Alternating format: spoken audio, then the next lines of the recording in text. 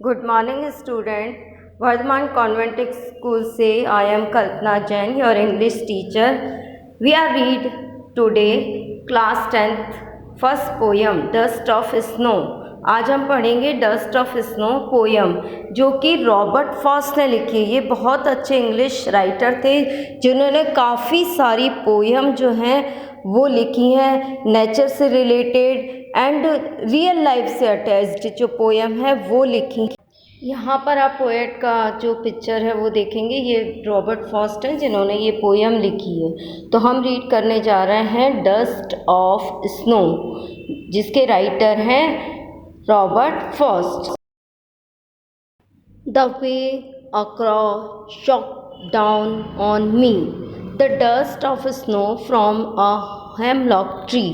यहाँ पर पोएट का कहना है कि वो एक रास्ते से गुजर रहे हैं और शायद एक पेड़ के ऊपर जो कौवा बैठा हुआ है, क्रॉ बैठा हुआ है, उन्होंने उसके ऊपर, उस कौवे ने उनके ऊपर डस्ट गिरा दी है। स्नो यानी डस्ट ऑफ स्नो मीन्स होता है स्नो के छोटे छोटे पार्टिकल्स, कण गिरा दिए हैं। यहाँ पर हेमलॉक ट्री पर कौवा बैठा हुआ, हेमलॉक ट्री पर कौवा बैठा हुआ है और कौवा और क्रॉ एंड हेमलॉक ट्री दोनों ही जो हैं वो अशुभ चीज़ों के प्रतीक हैं। Hemlock tree a poisonous tree होता है, एक प्लांट है ना, और जो क्रॉ है वो काला होता है। जहाँ पर हम इस पोयम में देखेंगे कि दोनों नेगेटिव चीज़ों ने जो पोएट के ऊपर इफ़ेक्ट डाला है वो कैसा डाला है। नेक्स्ट स्टेंजा में पोएट लिख रहे हैं, has given my heart a change of mood and saved some part of a day I had rude.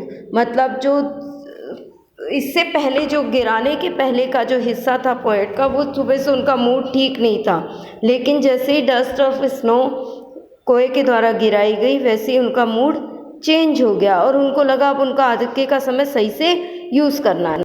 यहाँ पर पोएट ने सिंपल सी दो स्टैंजा के अंदर हमको नेगेटिव चीज़ों से कुछ पॉजिटिव भी हो सकता है और होता है वो चीज़ एक्सप्लेन की है। तो आप जब इस पोएम को पढ़ेंगे ध्यान से पढ़िएगा और पोएम और पोएट का नाम दोनों याद रखिएगा।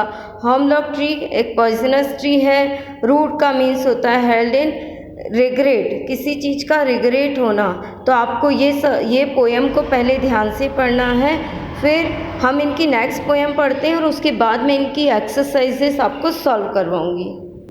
यहाँ पर नेक्स्ट पोएम है रॉबर्ट फॉस्ट की, फायर एंड आइस।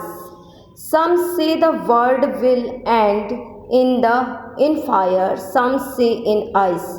लोगों की मान्यता है कि जो धरती है, वर्ल्ड है, दुनिया किस तरह से ख़त्म होगी, या तो आग से या फिर बर्फ़ से ख़त्म हो जाएगी। तो यहाँ पर पोएट जो कंपेयर कर रहा है फायर को, वो कर रहा है डिज़ायर से, और आइस को कंपेयर कर रहा है हेट से।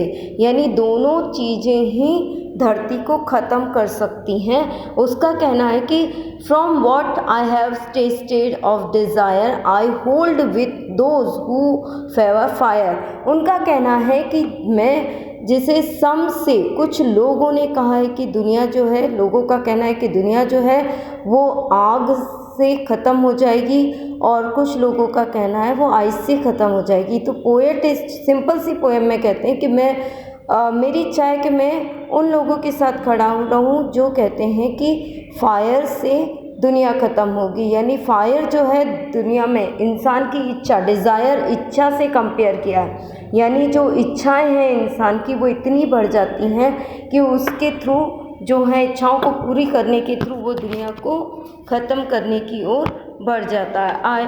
नेक्स्ट स्टेंजा में वो कह रहा है, but if it had to perish twice, I think I know enough of it to say that for destruction ice is also great and would suffice।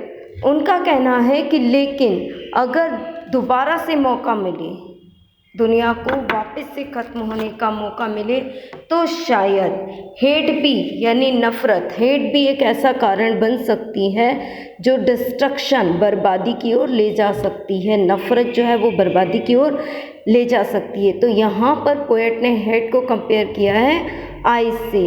और ये बहुत बड़ा कारण बन सकती है दुनिया को ख़त्म होने का। यानी यहाँ पर दो चीज़ें हैं, फायर एंड आइस, जो दोनों ही दुनिया की बर्बादी का कारण बन सकती है। एक सिंपल सी पोयम है रॉबर्ट फ्रॉस्ट की। ये दोनों पोयम आपके चैप्टर्स फर्स्ट के इंक्लूड हैं और इनमें से काफ़ी कुछ क्वेश्चंस पूछे जा सकते हैं। आज आप इन पोयम को समझिए और पढ़िए। नेक्स्ट क्लास जब हमारी होगी तब हम इनकी पोएम से रिलेटेड जो भी एक्सरसाइज है उसको सॉल्व करेंगे। So thank you students.